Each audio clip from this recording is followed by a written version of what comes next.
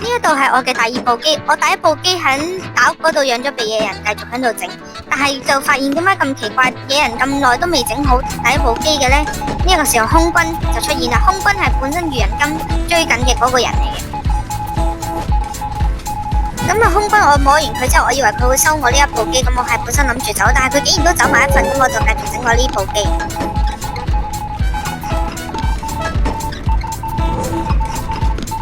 咁啊，呢一度野人已經係瞓低咗噶啦，咁我喺度睇緊佢會向邊一度掛起佢。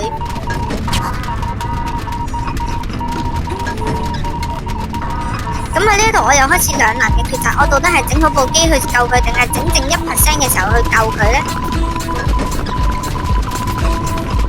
咁呢度就嚟整完嘅時候就開始喺度抉擇啦，到底去唔去好呢？咁啊，最後都係決定整埋剩低嗰1%先至再去嘅。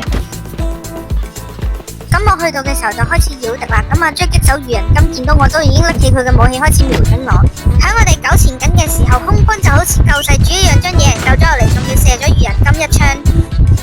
成功救完人之後，我亦都跑返大屋嗰度保整返我嘅第一部機。